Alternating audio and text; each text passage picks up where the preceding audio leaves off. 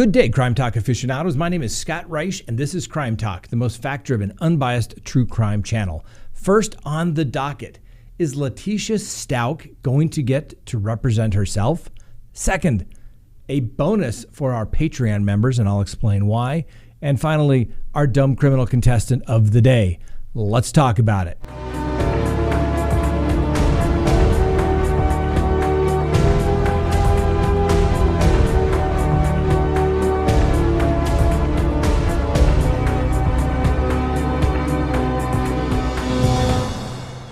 Good day, Crime Talk aficionados. This is Crime Talk, and my name is Scott Reisch. Thanks for watching. If you haven't done so already, we'd ask that you please hit that subscribe button and then also hit that little bell so that you receive notification of when we go live or put up new content. Don't forget, tomorrow night is Tuesday. We'll be live 6 p.m. Mountain Time, both here on YouTube as well as Facebook. All right, we have a short docket today. First, is Letecia Stauch going to get to represent herself? Possibly, and it's kind of looking that way. So there was a hearing held Friday afternoon, February 19th, 2021. And the hearing was held via WebEx, and it was sent to a break-off session. The only parties that were there were Letecia Stauch, not the judge who's hearing her case right now, but a separate judge to determine if there is a conflict between Letecia Stauch and her attorneys. And when I mean a conflict, is there an ethical conflict which would require the Office of the Public Defender to withdraw and have private counsel appointed through the Office of the Alternate Defense Counsel, which is basically usually very highly skilled, approved private attorneys that represent defendants when there's a conflict with the Public Defender's Office. Well, we know that that hearing lasted some 30 minutes, and the court that heard the request of Letecia Stauch for new counsel was denied. The hearing before Judge Bain denied the request. He said that he was not going to find a conflict. Now, just because you don't like your court-appointed attorneys doesn't mean that you get a new one. There actually has to be a conflict. Did they represent a witness that may appear in this particular case? Probably not the case here. And I've talked about this before. When you start asking for competency evaluations, you better be pretty certain that someone is not competent, because there is nothing that will drive a bigger wedge through the attorney-client relationship than the attorney saying somebody's not competent to proceed and the defendant saying, "I'm fine. Why are you doing this to me? You think I'm crazy." That is my hunch as it relates to what took place. So what happens now? Well, the case now goes back to the original judge hearing this case, and that hearing is set for February 24th at 3 p.m. That matter is set for an arguello hearing. And an arguello hearing is based upon a case here in the state of Colorado that states that the defendant has a right to represent themselves at the trial level. But before doing so, the court has to give this arguello advisement. And basically, it's to state that the right or the desire to proceed pro se, and for those of you who do not know, pro se is a Latin term that means in one's own behalf. So that the person wants to represent themselves, they refer to as a pro se defendant. The court in this arguello advisement is going to basically try and talk the defendant out of making this decision. The court will state, do you understand that the area of law is a highly complex area and that you now have competent counsel that has received training in the area of law, not only in law school, but the mere fact that they have done criminal law for a very long time. The court will explain to them that as a pro se defendant, the court cannot help them out in any way. The court will explain to them as a pro se defendant that you are held to the same standards as a practicing attorney, which means you have to be familiar with the rules of evidence. You have to be familiar with the rules of criminal procedure, trial tactics, defenses, and basic general criminal law. The court will also go on to say that this is a very, very poor choice, because one who represents themselves can then no longer complain about the quality of the representation if they are in fact convicted. Now, what does this really mean? If Leticia Stauch wants to represent herself, she basically has the right to do so. The United States Supreme Court has all but said that at the trial level, you have the right to do that. There's been several United States Supreme Court cases, specifically Ferretta v. California. There, the United States Supreme Court held that the Sixth Amendment also guarantees the defendant in a criminal trial a constitutional right to proceed without counsel when he or she voluntarily and intelligently elects to do so. The Supreme Court in Ferretta made several conclusions regarding the history of being able to represent yourself, but they also said that in that case, Ferretta concluded that even though, as an objective matter, most defendants would receive a better defense if they accepted a lawyer's representation, a knowing and intelligent waiver must be honored out of the respect for the individual, which is the lifeblood of the law. It is this humble attorney's opinion that Miss Letecia Stauch is making a huge, huge mistake. She is obviously charged with counts relating to the death of her 11-year-old stepson, Gannon Stauch. These crimes carry the possibility of life without parole. She technically falls under the old law where the death penalty could be sought. Very unlikely that that would take place in this particular case, but it is still a possibility. It is just a poor, poor decision. The question then becomes, if Ms. Stauch decides to represent herself, can she change her mind? Possibly, and more than likely, yes. Why would the court give her attorneys back if she were to request them?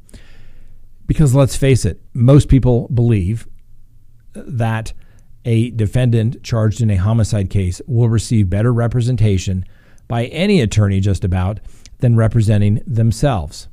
And most judges won't tell you this publicly, but one of the things that judges hate the most is dealing with pro se defendants.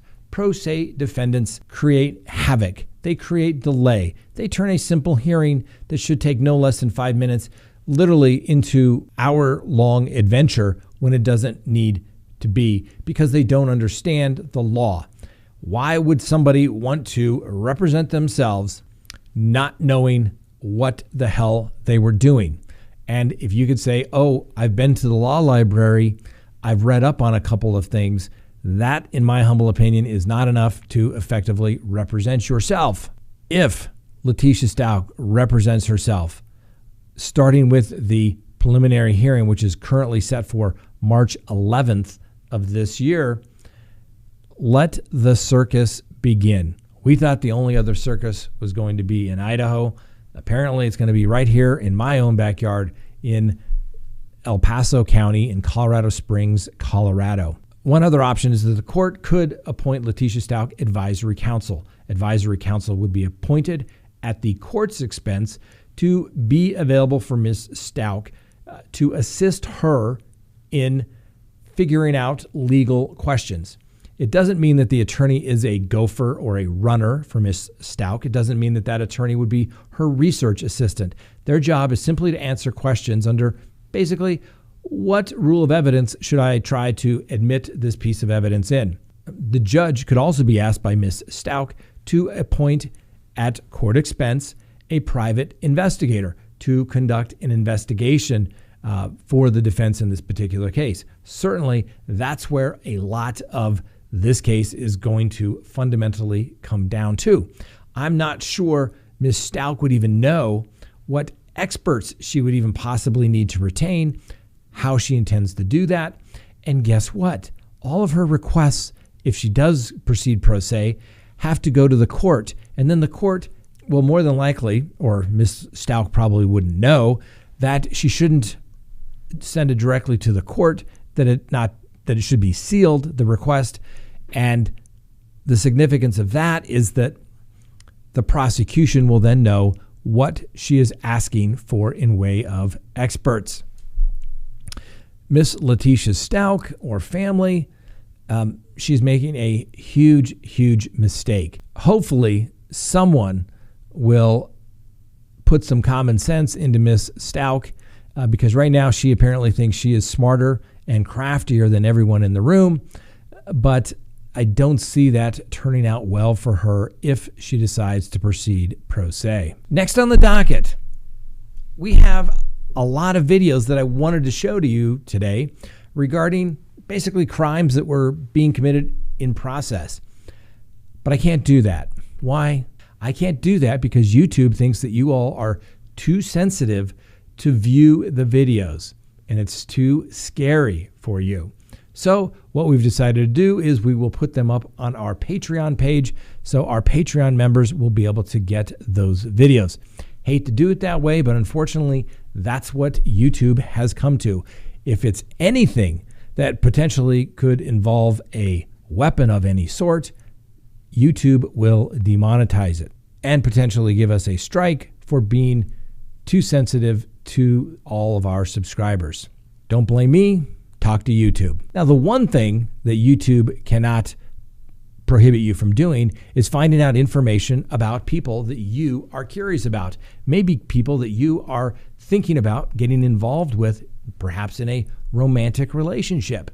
That's right. Please go to CrimeTalkSearch.com, sign up for a background subscription service. You'll be happy you did. If there's anyone out there you were ever curious about, what was in their background, now is the time to do it. If you're going to get involved with somebody, now is the time to do it. When you go to CrimeTalkSearch.com, you put in the name, literally millions of public records are searched, and a report is generated. And it's going to give you a report. If they have multiple social media accounts, you're going to find it. If they have multiple phone numbers, multiple email addresses, it's going to be found. And more importantly, you're going to get information regarding criminal history. Hopefully the person you're searching has none whatsoever. But if it's there, it's going to be found. You're going to get everything you'd want to know, whether you're going into business or whether you're going into a personal relationship. You're going to be able to find out the information you want to know. So go to CrimeTalkSearch.com, sign up today. You'll be happy you did. Next on the docket, our dumb criminal contestant of the day. Before we get there, though, let's announce our winner for the dumb criminal contestant of the week last week.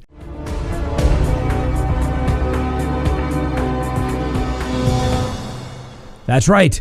Your votes have been counted, and they count. It's Bruce Morway. He's the guy that was telling his parole officer that he was going on a job interview, when in fact he wasn't. He was off robbing a bank. And he was spotted because he wasn't wearing his mask correctly. His parole officer was able to identify him. Bruce Morway, you are a dumb criminal contestant of the week. Congratulations. You've earned the title.